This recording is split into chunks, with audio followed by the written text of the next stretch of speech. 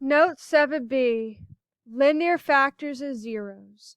Objective. I can describe the relationship between linear factors expressions as zeros. Essential question. How do I find linear factors given zeros and vice versa? While you're taking these notes, I expect you to join the Pear Deck and contribute to the slides, watch this video, fill out your foldable, and ask questions as needed. Choose an option, sky or ocean. Choose your answer on the slide.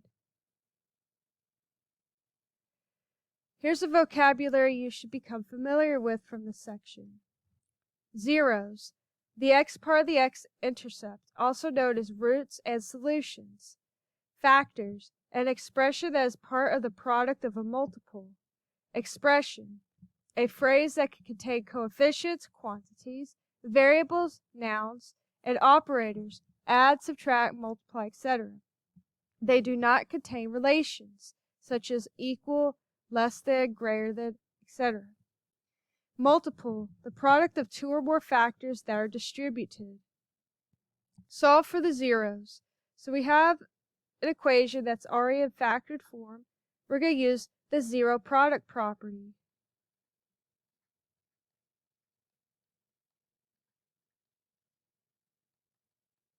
That is, you set each factor equal to 0 separately and solve for each variable. So for this one, we'd add 2 to each side, so v equals 2. This one, subtract 7. 2v equals -7 divided by 2 each term. So v equals -7 halves. So your two zeros are v equals 2 and v equals -7 halves. Now you try this one. Draw the slide, solve for the zeros on this equation. Use your zero product property to find your two zeros. Find factors given zeros. So if our zeros are 1 and 4, our factors would be x minus 1 and x minus 4. We don't know what a is, but if they gave us a graph, a would be positive if it was facing upwards, and a would be negative if it was facing downwards. You may also sometimes need to solve for a. We have zeros -2/3 and -5/7. Our factors would be x plus 2/3 and x plus 5/7. Now, there's one more step where you have fractions. You must slide the denominators to the front, only after you've simplified the fractions if you can. So our factored form is 3x plus 2 and 7x plus 5. Our factored form only needs to contain integers, not fractions.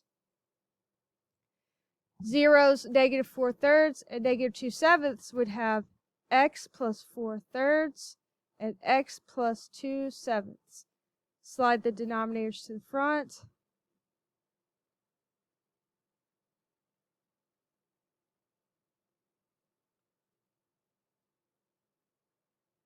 To get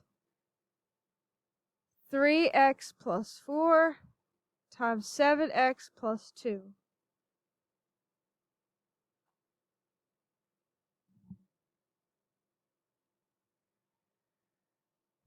Okay, now you do this one. Drag the icons over the correct factors.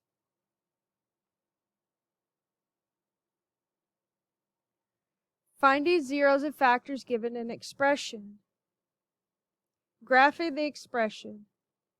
When you're graphing an expression, make sure the equation is set to 0. Type in the expression on the side that is not the 0. So you'll type this part into the calculator.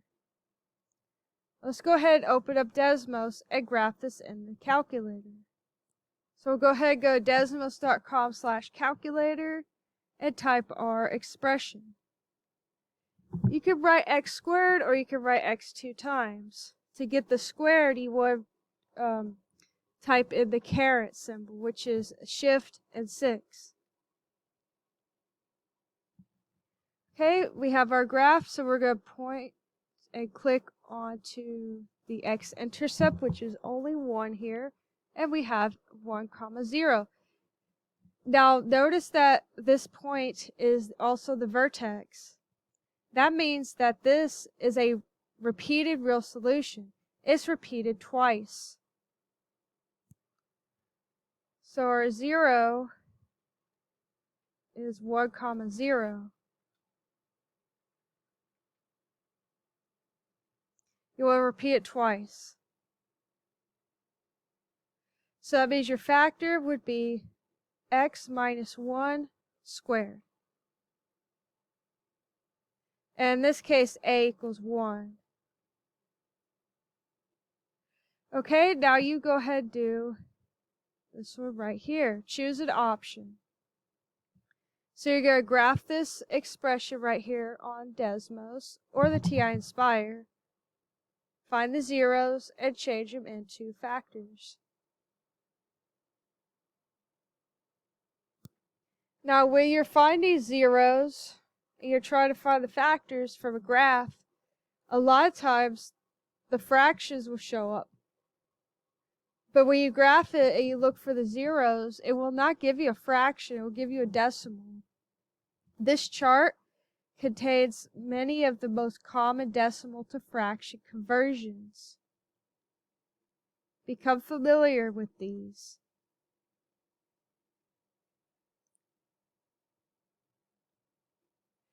How do you feel about today's topic? Drag the icon over how you feel about today.